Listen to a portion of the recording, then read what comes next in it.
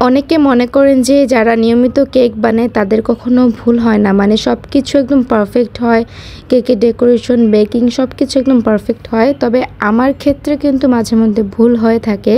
আজকের ভিডিওতে আমি শেয়ার করব কোথায় আমার ভুলটা হয়েছে।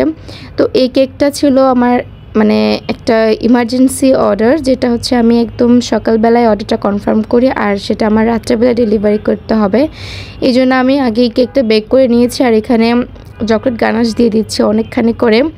আর এটা কিন্তু ছিল চকলেট ওভারলোডেড কেক, যার কারণে কিন্তু আমি অনেক পরিমাণে চকলেট এখানে ইউজ করেছি।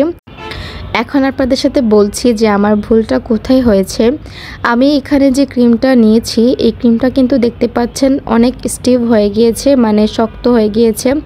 আমি যখন এটা নিয়ে কাজ করছিলাম আমি তখনই বুঝে গিয়েছিলাম যে আসলে এটা দিয়ে আজকে আমি ডেলিভারি করতে পারবো না।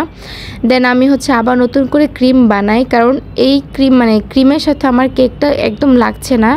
মানে দুইটা এমন হবে না যে আমার ক্রিমটা দেওয়ার পরে আমি কেকটা উঠাতে পারবো না। দেখেন মানে আমি ইজিলিভাবে কেক উঠাতে পারছি।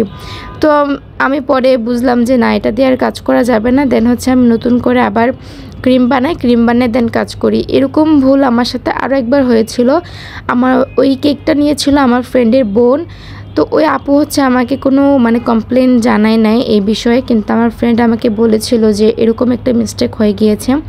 দেন আমি বুঝতে পারলাম যে আমি কোথায় ভুলটা করেছিলাম, কিন্তু আজকে যে আবার সেম ভুলটা হবে আমি বুঝতেই পারিনি। কারণ ইমার্জেন্সি অর্ডার আসলে কি হয়, আমি না অনেকটা প্যানিকের মধ্যে চলে যাই যে আমার আসলে আমি কি পারবো এই টাইমের মধ্যে অর্ডারটা ডেলিভারি করতে। কিন্তু পরে আলহামদুলিল্লাহ আমার কোনো মানে প্রবলেম হয়নি, আমি সুন্দরভাবে পরে কাজগুলো করতে পেরেছি।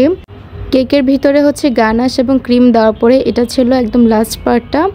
এই পার্টের মধ্যেও কিন্তু হচ্ছে আমি সুগার সিরাপ দেওয়ার পরে চকলেট গানাশটা দিয়ে দিয়েছিলাম আর এখন ক্রাম কোটিং করে আমি ফ্রিজে রেখে দিব। এই কেকগুলো খেতে কিন্তু অনেক বেশি মজা, কারণ এই কেকের ভিতর কিন্তু আমি চকলেট চিপসও দিয়েছি আবার চকলেট গানাশও দিয়েছি, যেহেতু এটা চকলেট ওভারলোডেড কেক ছিল।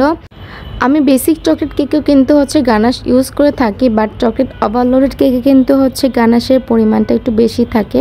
কেকটা ক্রাম কোটিং করা হয়ে গিয়েছে, ক্রাম কোটিং করে ফ্রিজে রেখে দেব এখন কেকটাকে 10 থেকে 20 মিনিটের মতো। তাহলে কি হবে, যখন আমি কাজ করব কেকের সাইড থেকে গুঁড়িগুলো উঠে আসবে না এবং খুব সুন্দর স্মুথ একটা ফিনিশিং চলে আসবে কেকের উপর। অফ ক্যামেরা কেকটাকে ফিনিশিং করে নিয়েছিলাম, এখন হচ্ছে চকলেট গানাশের ড্রিপিং দিয়ে দিচ্ছি সাইড দিয়ে এবং উপরটাকে হচ্ছে চকলেট গানাশ দিয়ে কভার করে নিব। উপরে গানাশ ঢালার কাজটাও কিন্তু আমি খুব তাড়াতাড়ি করেছি এবং প্যালেট নাইফের মাধ্যমে একটু সমান করে নিচ্ছি। কাজ করার সময় হঠাৎ করে দেখি যে আমার ফোনে ফ্ল্যাশ লাইট অফ হয়ে যায়, কারণ আমার ফোনে চার্জ ছিল না। চকলেট গানাশটা দেওয়ার পরে এখন আমি চকলেট চিপসগুলো দিয়ে দিচ্ছি। এই ডিজাইনের কেকটা আমি আগেও করেছিলাম, তো এটা ছিল আমার রিপিট ওয়ার্ক। আমার কাস্টমার ওই ডিজাইন থেকে হচ্ছে এটা অর্ডার দেয়। অফ ক্যামেরায় নামটা লিখে দিয়েছিলাম।